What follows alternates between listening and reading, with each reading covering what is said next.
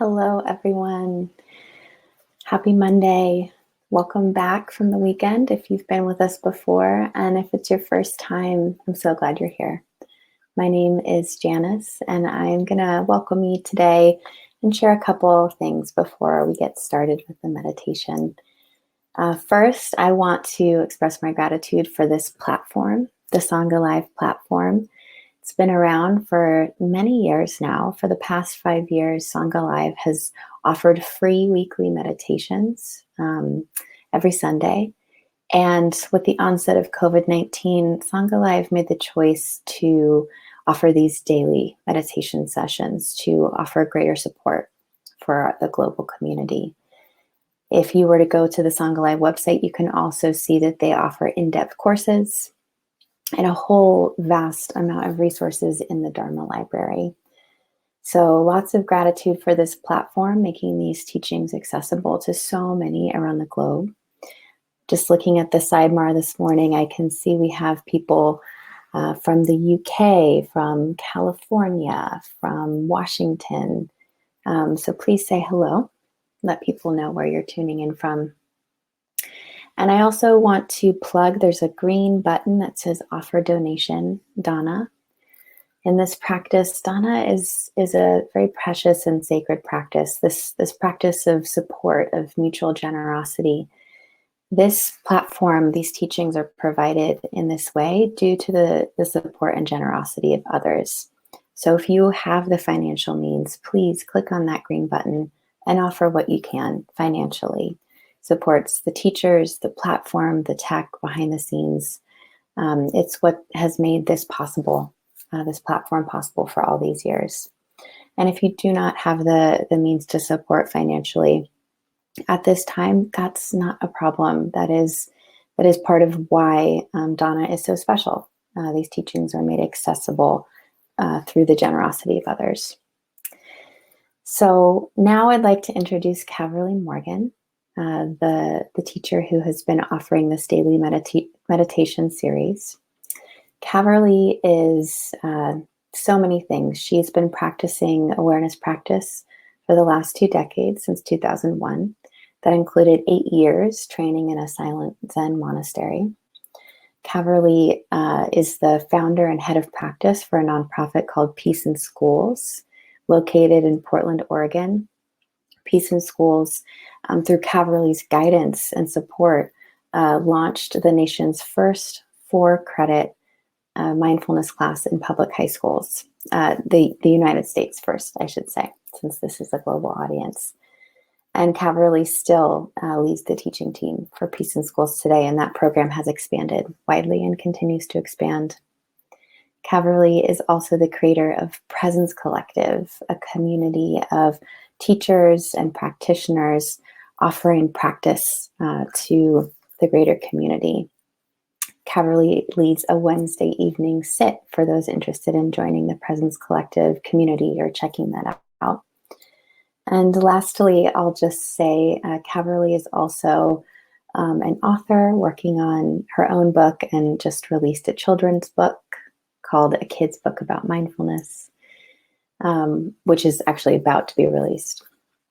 And what else? She's a gardener, a dog lover, a dear friend. So happy to bring her on this morning. Let me now turn it over to Caverly Morgan. Hey, good morning. Thank you, Janice. Hi. Yes. Thank you so much. Thank you. Your support in the background. So if we could all give a round of applause together, I would be requesting that we give a round of applause to Janice. And also a shout out to Jake. Jake is doing these calls with Martin as well, the background support. And there's a lot of support that is needed to make these calls happen. So thanks to all who are helping. Lastly, a shout out to Joyce, who's volunteering to support these recordings being available later and titled so that people can have a way to get a sense of what they might be drawn to. I'm really glad to be back with you. I hope you've had a lovely weekend. And I just want to acknowledge that many people are going through very difficult times, so lovely might not be the right word. I hope that you're practicing with what is, and that practice is able to support you with whatever it is right now, even if that's great difficulty.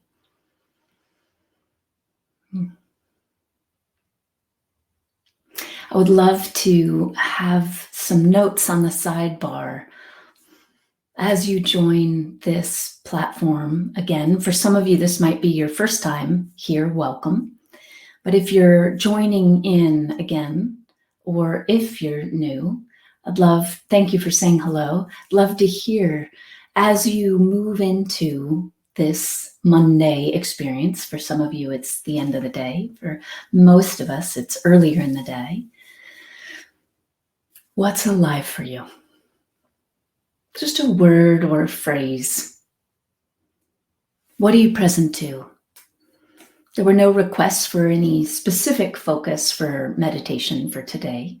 So I do like to get a feel for where you are. And then we'll take this from here. Feeling receptive. Thank you, Jan. Present to sunshine. Thanks, Ian. Karen, silver linings. Tender, renewing, just settling.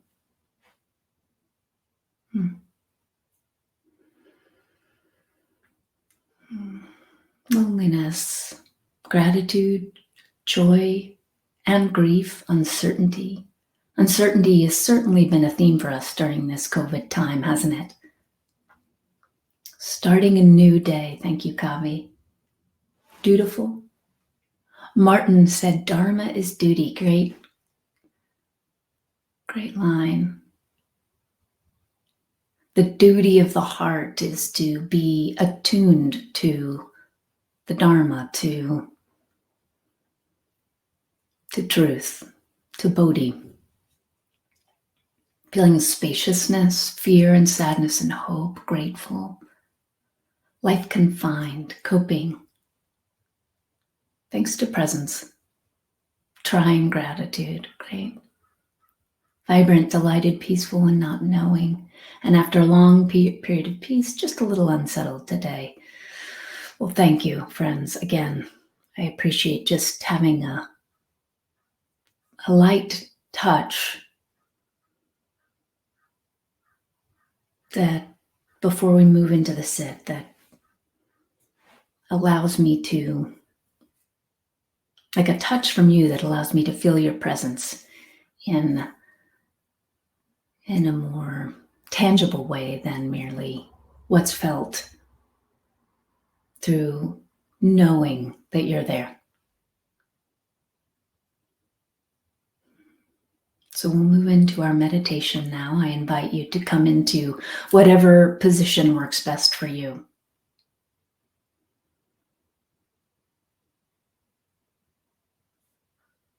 And take one more minute to listen to the body. You might choose to stretch for a moment. You might choose to, through listening to the body, you might choose to adjust your position based on an observation of how your body's feeling. As many know, I'm a big supporter of allowing for kindness, channeling kindness in relationship to the body in practice.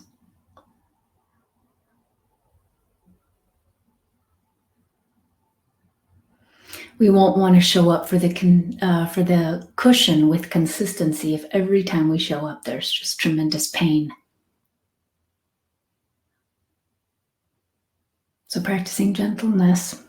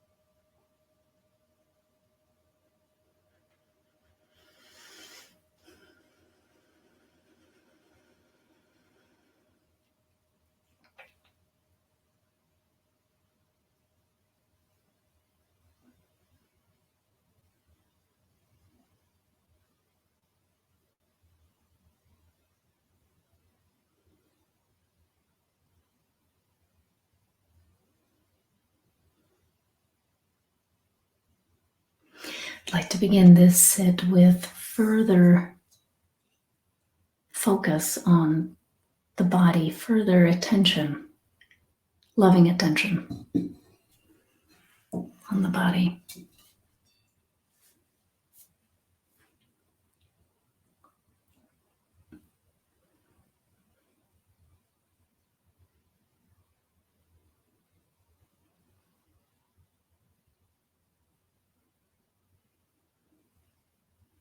Please begin by turning the attention to the soles of the feet, specifically the sensation of the soles of the feet.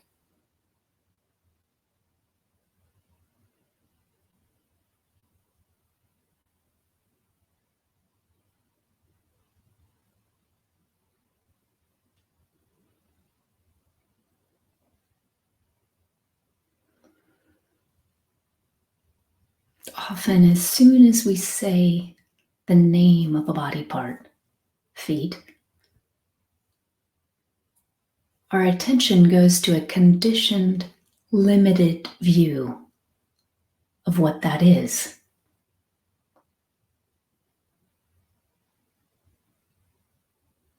We might even immediately turn the attention to a conditioned story about that confined image of feet. So I have bad feet, or my feet have weak arches, or whatever your narrative, your conditioned narrative might be. Just notice whether you can simply turn your attention to the sensation.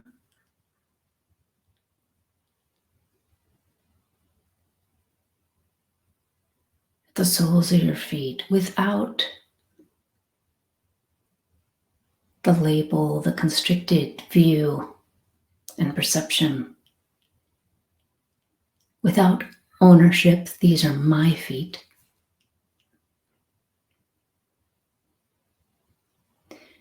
And without story.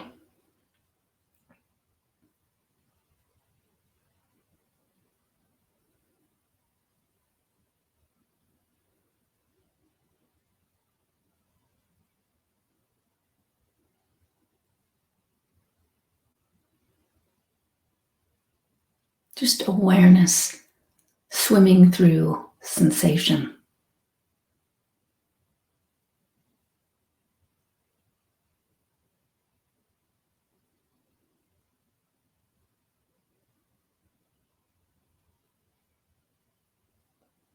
And sensation swimming through awareness.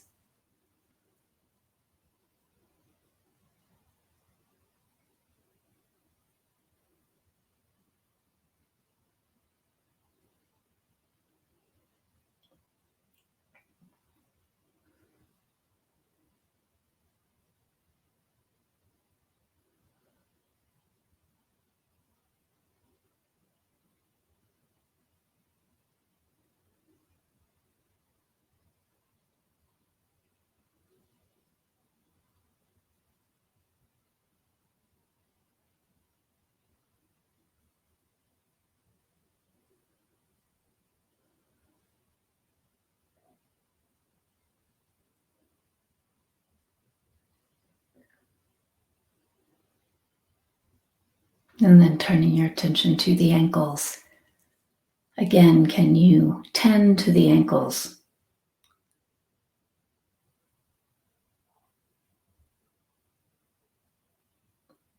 Without this idea, this construct, this belief of ankle as limited,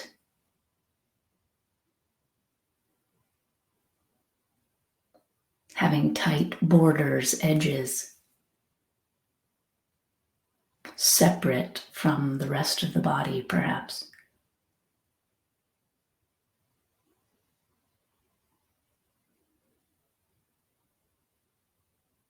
Prone to spraining, or whatever your story is, can you release? Can you surrender?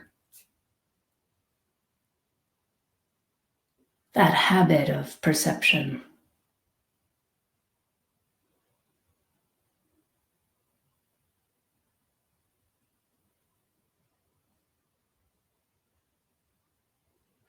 And soften into the experience of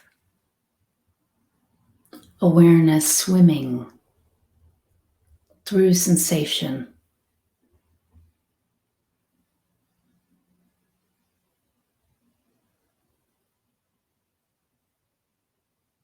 Sensation swimming through awareness.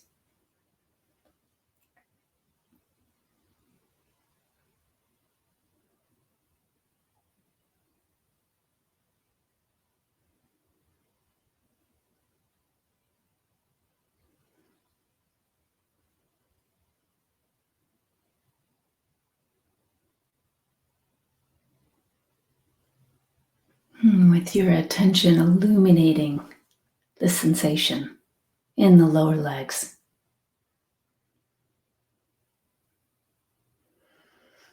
Just recognizing this paradox of the way in which language is a form of limitation.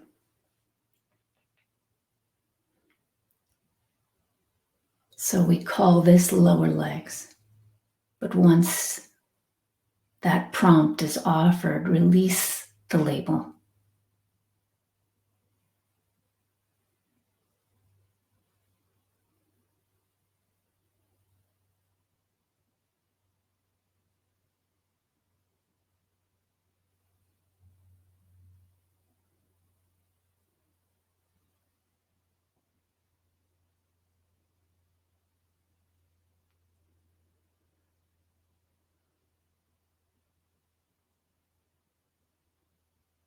Awareness swimming through sensation.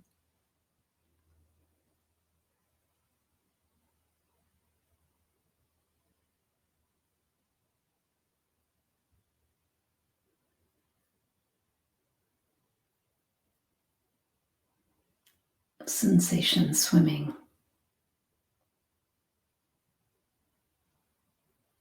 through awareness.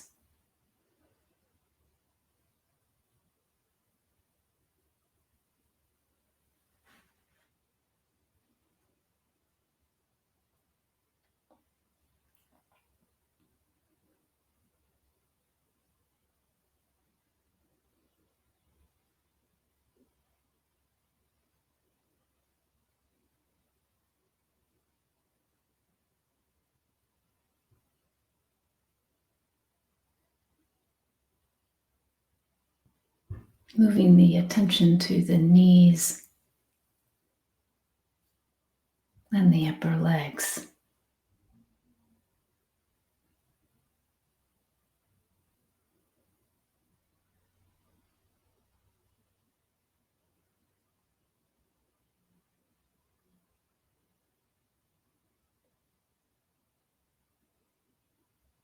Noticing story and releasing story.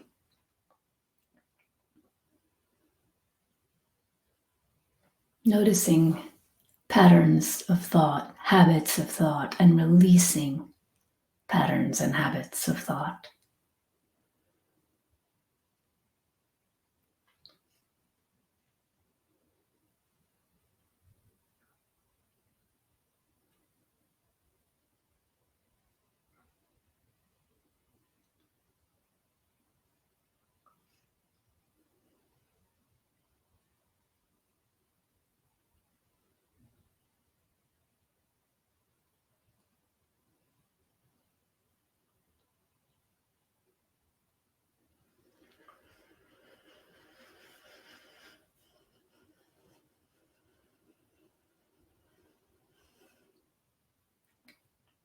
Attention, which arises out of awareness, is made of awareness, swimming through sensation in the knees and upper legs.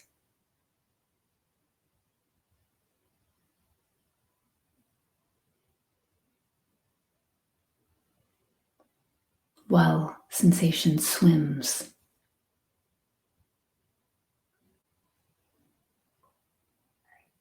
through awareness.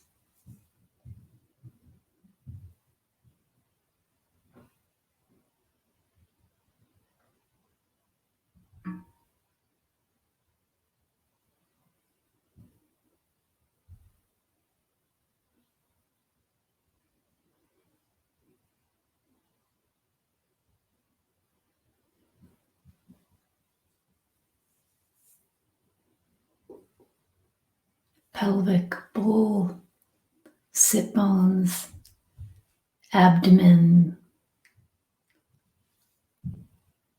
and low back.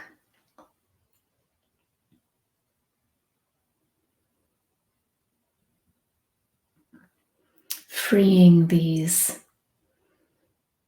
areas of the body from the limitation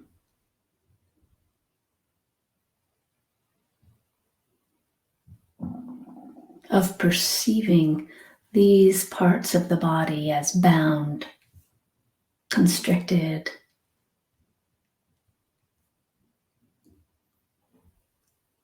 limited.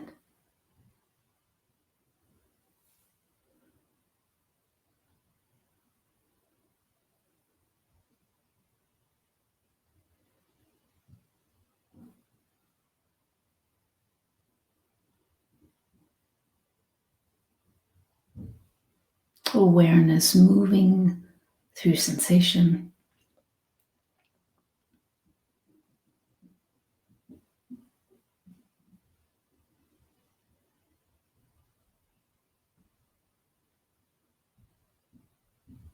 Sensation moving through awareness.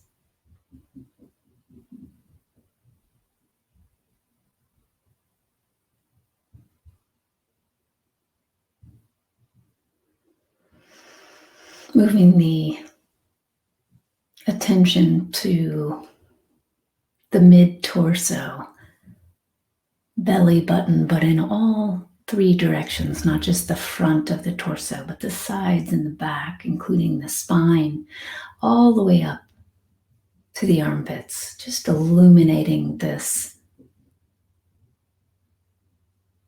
part of the body.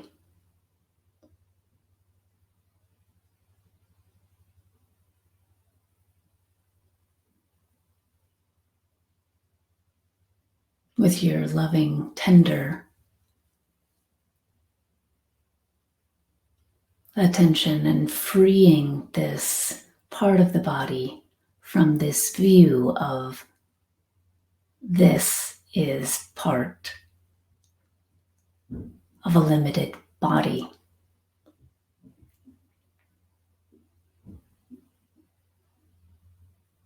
Experiencing it rather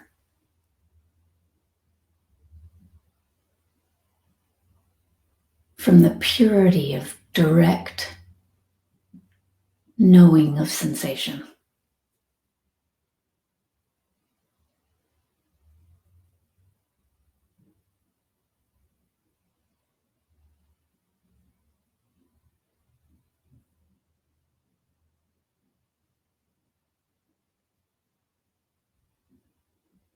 So awareness moving through sensation.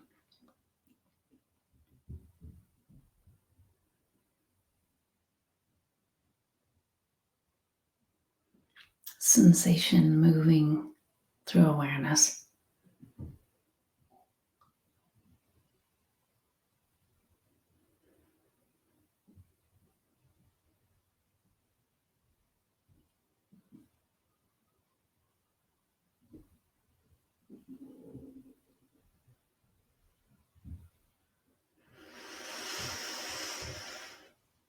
As you bring the attention to the shoulders, feeling the breath filling the lungs, the front of the shoulders, the tops of the shoulders, the collarbones, the shoulder blades. And then the attention freely, like waterfalls, allowing the upper arms to fall like waterfalls off the shoulders, the attention moving through the upper arms. And again, freeing the body through recognizing yourself as the knowing, loving awareness, swimming through sensation.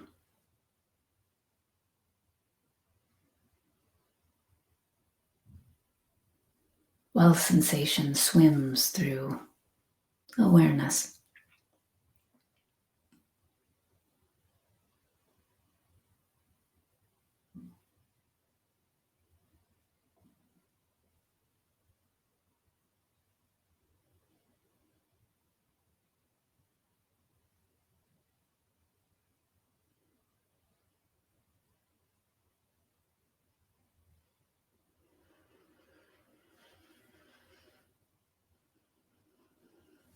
Moving the attention into the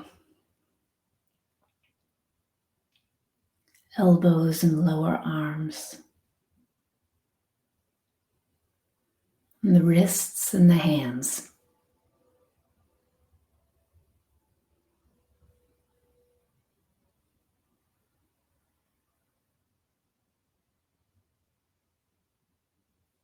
Awareness floating through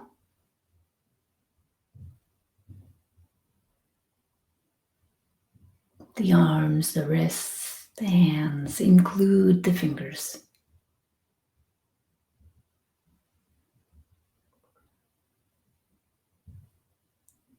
But just the purity of sensation and the knowing of this sensation. Again, freeing the conditioned, limited view.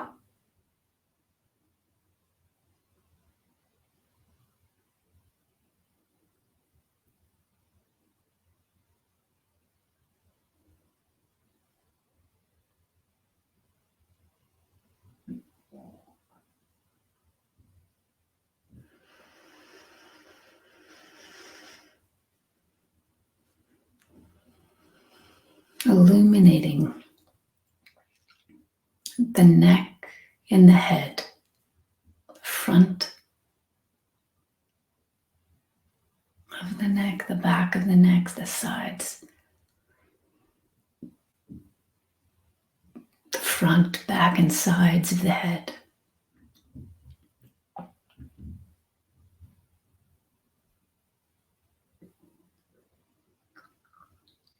Freeing the ears to float.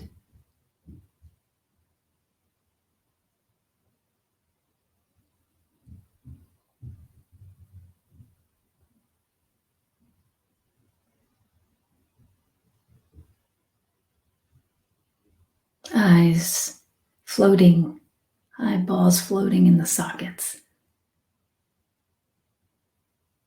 Sensation.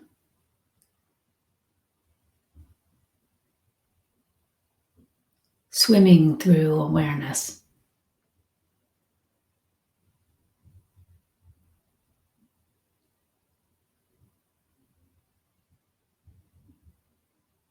Open, vast, unlimited, aware presence.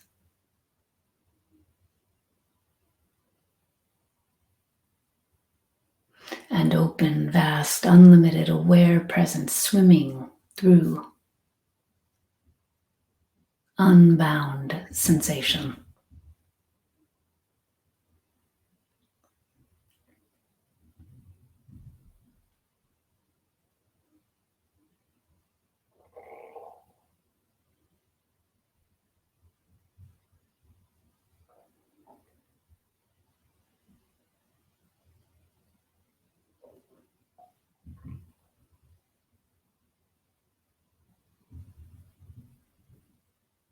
Simply resting as the knowing of this sensation.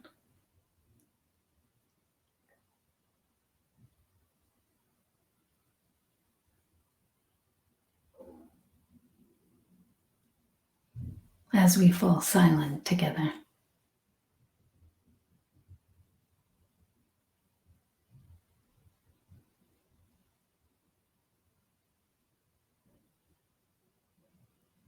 Free from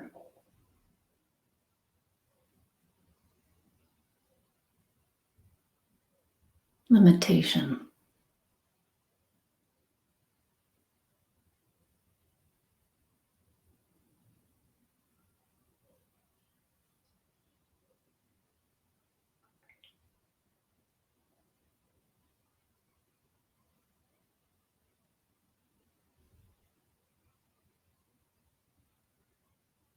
Unbound.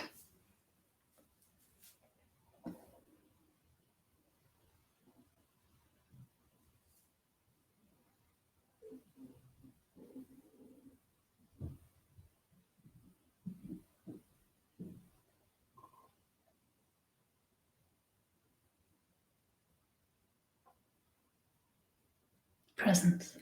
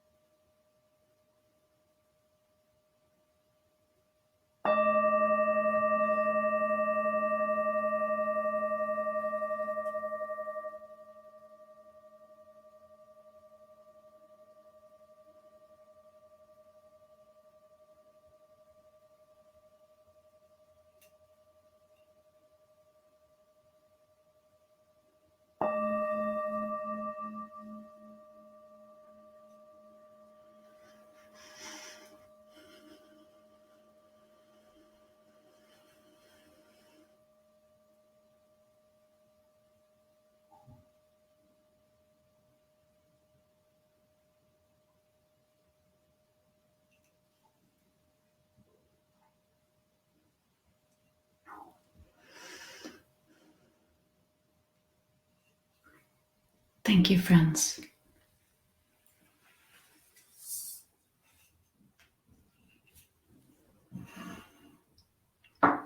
As those who have been on this call before know, now's the moment that I get to remind you that this platform exists only due to your generosity.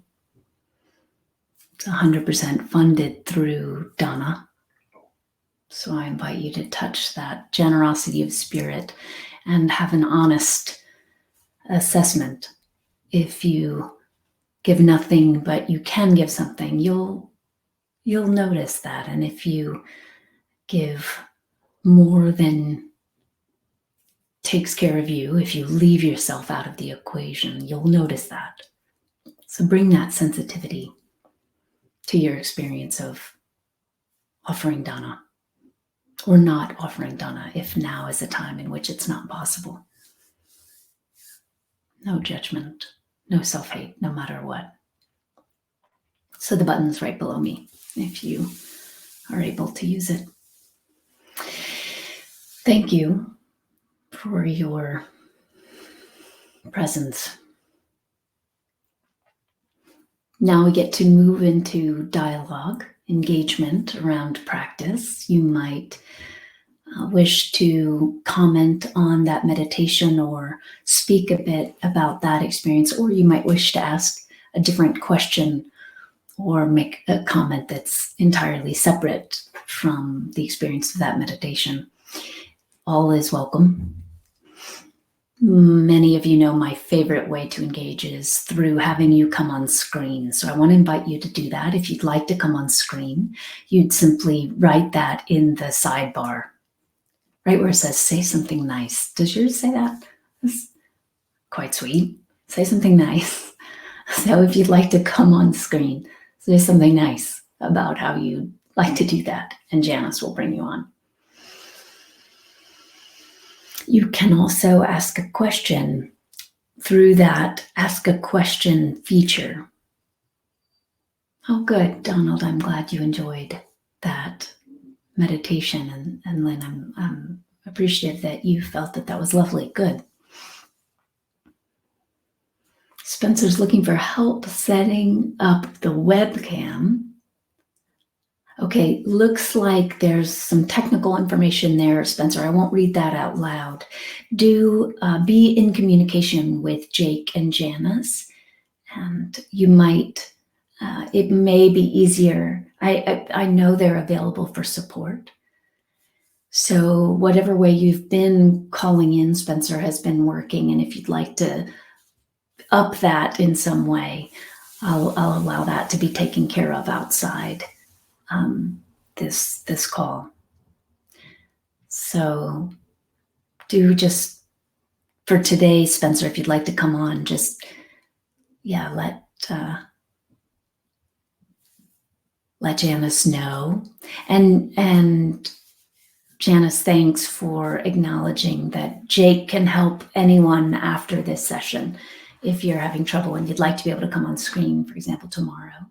So Jake can be reached at info@Sangha Live. All right. All right.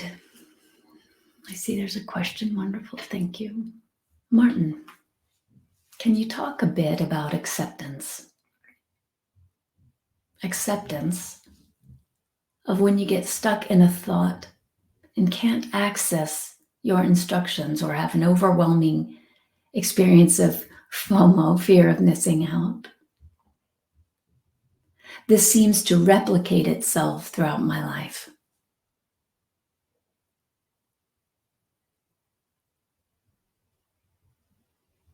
Thank you for writing this in, Martin.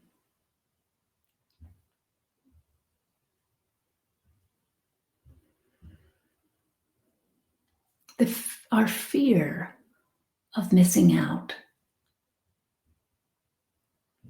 is an experience that's on behalf of the illusion of the separate self.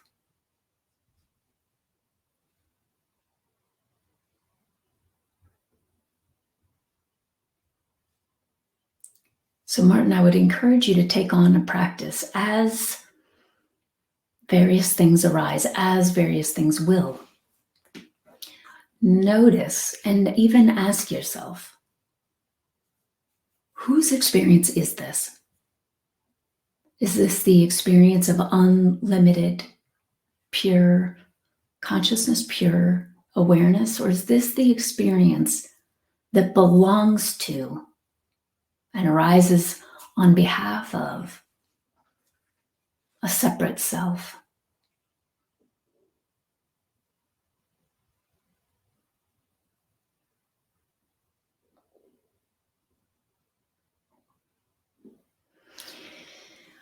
Many of us are habituated, especially in spiritual practice, to think about acceptance as a quality that we get better at doing.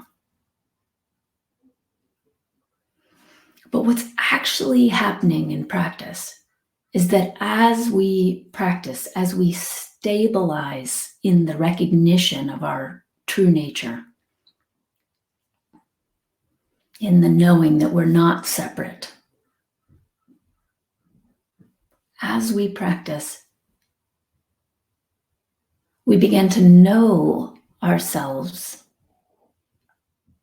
as awareness that's naturally accepting. So I want to encourage you, Martin, to take some of the work out of this.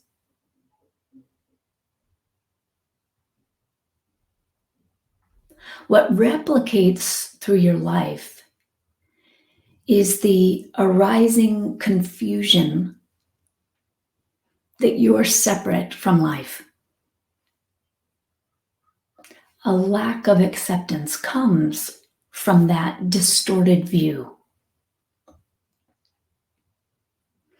So when you are able to recognize that distorted view arising, when you have a moment that you can say, I'm stuck in judgment, or I can feel that I'm afraid of missing out, or I'm rejecting something. Just two sides of a coin, right?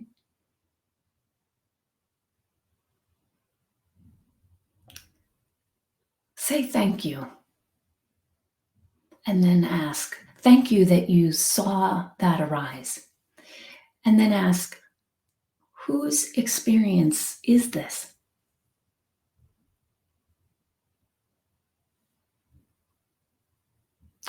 Awareness, again, is naturally accepting and allowing. It's the nature of awareness to accept and to allow. It's its very nature.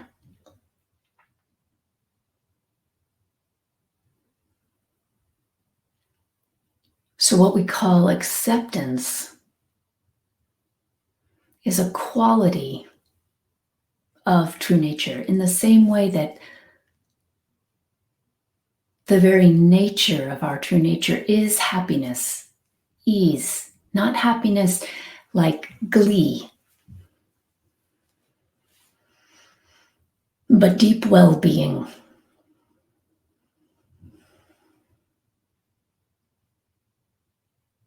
That deep well-being that we all long for, that happiness. That's the nature of conscious, compassionate awareness. So rather than being a person who's trying to be more accepting, know yourself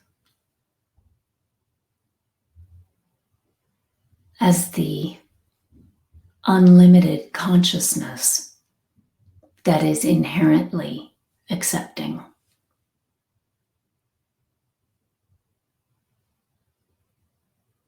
Rather than trying to be an identity that is accepting. Know yourself as the awareness that is inherently accepting.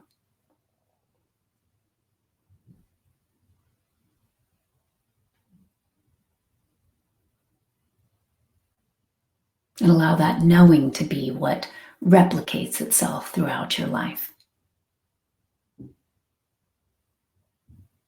Thank you, Martin. I hope that was useful.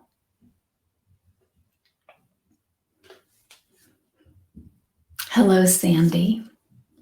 How can I reduce my conditioning around materialism to fully trust that I'll be okay with what exists in my life without comparison? Marina, thank you. I see your comment. Easier said than done.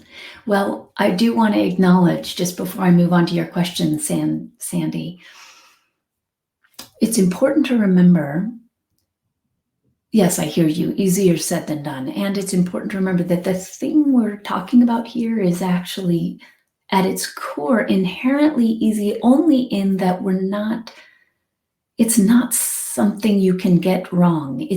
I love when Rupert Spira talks about how can you step away from yourself? So we're talking about something that's fundamentally our most intimate experience of being. We can get confused about what that is. That's absolutely the case, of course. That's why we suffer. But just helpful to remember when it feels hard to do that what we're actually remembering is ever present. It would be like saying, oh, it's really hard, or easier said than done, to remember that the sun is always there behind the clouds. But at some point in your life, perhaps for a child, it seems like the sun is always disappearing with the various weather patterns. But at some point in your life, you simply know that sun is ever present, even when you can't see it. You don't confuse that the clouds mean that the sun has vanished. So, thank you. Okay, Sandy. It sounds to me, Sandy, like it could be worth exploring whether this materialism, the theme for today might be, like on whose behalf is this experience arising? When we're coming from that wanting, that the origin of the wanting is from lack and deprivation, that experience is on behalf of a self that is separate from life. We all likely know that experience of being present and just the joy of presence overflowing and that resulting in wanting to do something, wanting to create something. So much beautiful art comes from that overflowing of presence and connectedness with life. There's a wanting, however, and this is the wanting that the Buddha was talking about when he talked about desire in relationship to suffering. There's a wanting that's on behalf of the separate self. That wanting comes from lack and deprivation, the perception that I don't have enough, that I won't be enough. So explore this origin.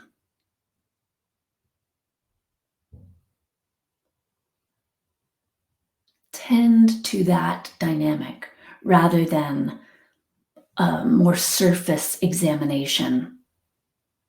For example, and I don't know, Sandy, if this is where you went with it, but a surface examination would just be the conditioned mind suggesting, oh, I shouldn't be so concerned with material things. That internal judgment won't resolve the issue.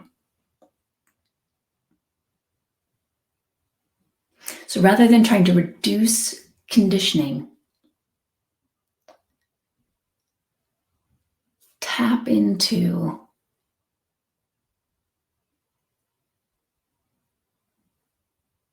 the relationship where this sense of lack arises from.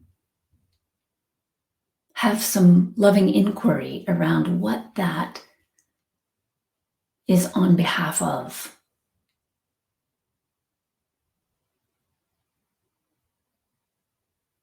And then give the attention to truth rather than that distortion.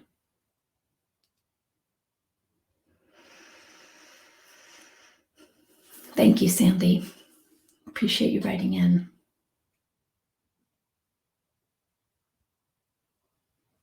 Sharon, hello.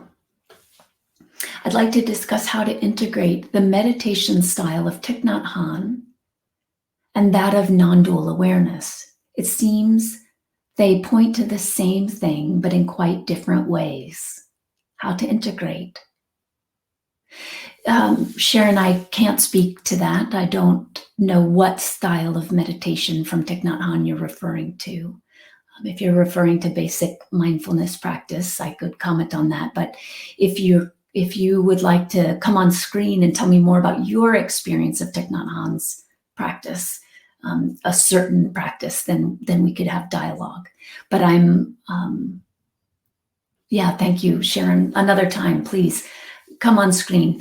What I can say, if you're, Thich Nhat Hanh is very well known for mindfulness practice.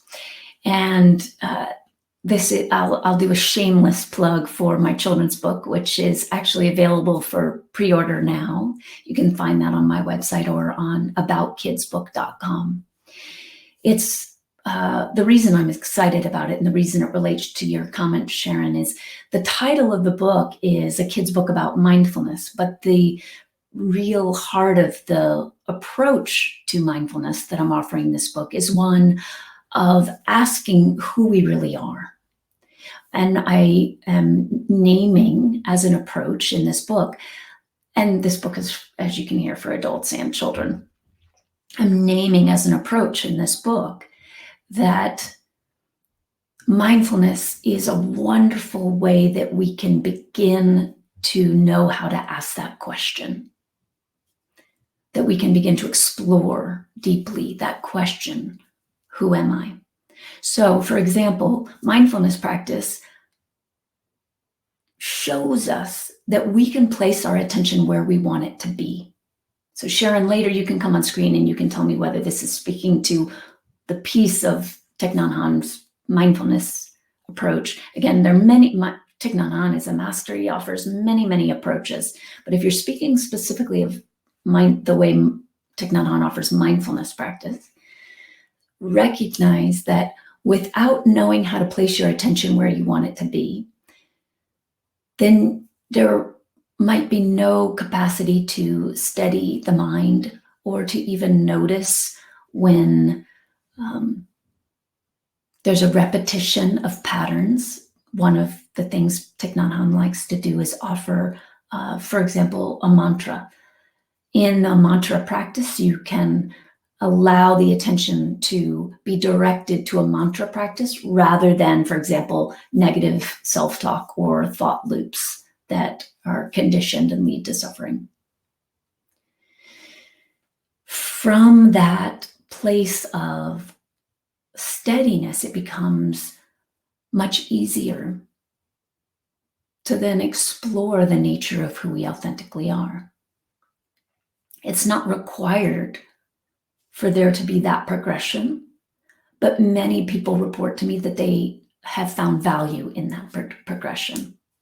You can go directly to your experience of who you authentically are without any kind of mindfulness practice at all. But in my experience, having practiced training my attention where I want it to be, knowing how to recognize conditioned thought processes and patterns, in my own life and my own practice has been integral, hand in hand with then exploring the nature of who I am and the nature of reality. By who I am, I don't mean the identity of Caverly, of course. Thank you, Sharon. I look forward to hearing whether that spoke at all to what you would wanted to look at. I do recognize that it's 9:01. So I'm going to read your question, Julian, and see if I can touch on it briefly. Thank you. Would you say that the ability to find and creatively follow a path to shared joy sustains compassion? How to cleverly cultivate this ability? Would you say that the ability to find and creatively follow a path to shared joy? Julian, tomorrow, if you would please write in, or now, and then I'll have something to sit with for tomorrow, what exactly you mean by shared joy. Do you mean sharing something with a partner, for example, sharing something with another person?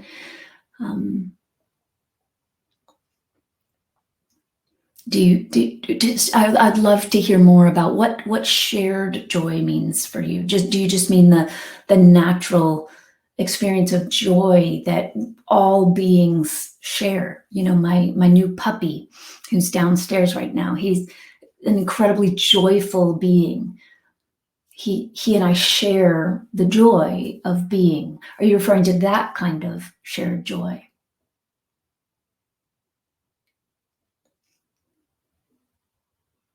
Tell me more, please. I would love to address this.